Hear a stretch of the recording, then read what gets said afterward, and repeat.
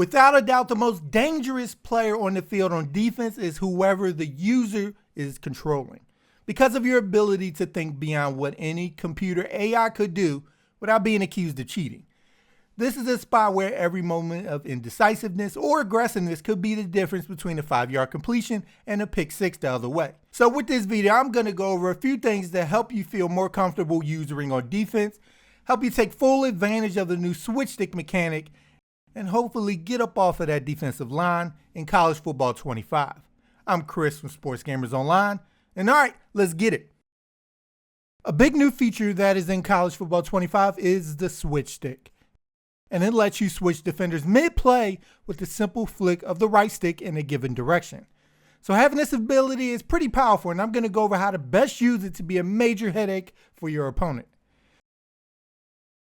So for a breakdown of the mechanic, every direction you point the stick to will switch you to the nearest guy in that direct line. So if you're the linebacker and aim the stick directly to the right, you can end up all the way on your cornerback. If he's, and a good chance he is, it will switch to the corner if he's directly to your left or right when you switch. So some knowledge of the defense you're running and how it's set up will help you know who exactly you're about to switch to based on the depths of the defenders, and can cause you to play faster just knowing where you are going. So of course, if you aim up and to the left or down and to the right, for example, are more precise and will switch you to a defender closer to your current guy. Now you can switch to a different defender while standing still to get a look at who needs to be switched to before you commit. And of course, you can switch while moving with the left stick and while holding the right trigger as well for sprint. And if you get switched onto a defensive lineman, don't worry. All you have to do is hold the circle button if you're on PlayStation or B on Xbox while aiming the left stick at who you want to switch to. Now you can speed up who you're switching to by messing with your zone depths of different zone coverages. If you know your yellows play at 5 yards and your curl flats play at, let's say, 15, if you're using a guy playing at 5 yards as well and aim directly to the right, you're going to switch to the guy right next to you. Now, if you're playing deeper or chasing somebody deep and you flick the right stick to the right, you're probably going to switch to that defender playing the curl flat closer to the sideline because he's directly to your right in this instance. This can speed up your aggressiveness, especially if you run 2 or 3 coverages because you know who exactly you're going to be switched to. Now, using your safety can be a bit of a cheat code for you with the switchback mechanic, allowing you to play strong run defense while not being stuck on a deep zone defender if it's a pass, by switching off to somebody more able to freestyle. And this helps with switching to guys on the corners because the safety is usually the last line of defense. To his left and right are probably going to be the corners. So if you flick the right stick to the left or right, you are immediately on the corner. And aiming down in different directions gets you onto the linebackers. But most importantly, the reason to control the safety is to play in the box while still being able to play coverage. Now, there are a few things I'm going to go over that is preventing you from becoming an overall dominant user defender in College Football 25. First off, you bite on the first read that you see a lot, and then you don't come off of it. Now, don't get me wrong, there are times where your opponent is looking to throw short, and you should be aggressive on it. Otherwise, these plays are aimed to draw you forward and leave openings behind you, or draw you deep and hit something in front.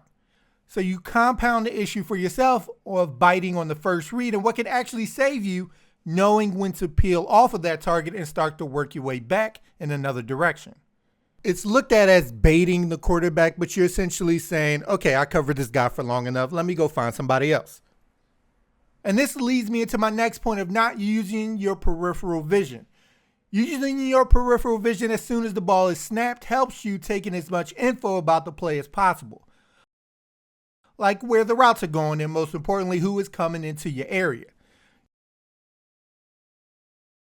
Using your peripheral vision helps you see beyond what's directly in front of you, so you're not locking in on one receiver. And for those who have never heard that term, it's your vision outside of what you're directly looking at. And this is the single most important thing you're going to be utilizing while playing defense. If you don't, you will be easily fooled time and time again. This tells you when your opponent's color is coming into your area and when nobody's coming and it's time to commit to that guy in front of you. So this can go hand in hand with the switch stick. So if I'm controlling the middle of the field and I see two white spots continue to move down the field, I may flick the right stick up to control the safety here. If I see the slot start to break to the sidelines out of my range, I may flick the right stick to the right a couple times to now switch on to a sideline defender and try to make a play on the ball. Now the next thing you need to know how to do is take proper angles on the receiver. You can have the best instincts and vision in the world, but if the angle you took was trash, it means nothing and they're going to get a completion. Knowing the right path to take helps negate the speed advantage many of the guys you're guarding have on you. So you simply want to run to where the player is going, not where he's at. Yet the reverse is true for sideline throws, where you want to undercut the route and get in between the receiver and the ball to get easy interceptions.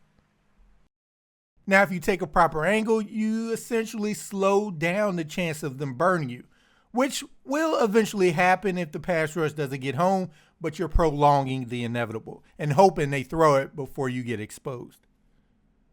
Sometimes, depending on the route combo and where your teammates are positioned, also tells you to commit to the other guy because they have it covered. So to know when situations like that are about to happen, just peek ahead of where the route is going and see if you have teammates there. This happens fast, but you can get used to it with practice.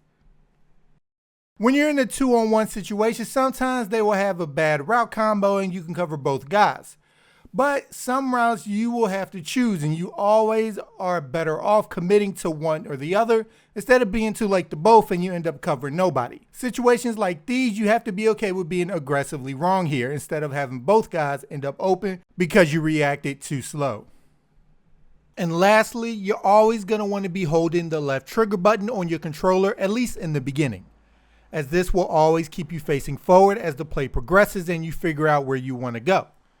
If you come out and start running immediately without strafing, you're easier to beat with well-placed routes that are pass-led or quick change of direction routes like curls or options that turn into curls from the slot, as you aren't able to stop quickly enough before the ball is on his numbers and you're turned all around. Strafing against a route like that keeps you facing forward and able to drive easier. And when you see a deep route developing behind you where it's time for you to go, you can easily transition out of the strafe and in sprinting time. To excel as a user defender, you must observe, analyze the situation, and execute, ensuring you take the proper angles to make plays on the ball.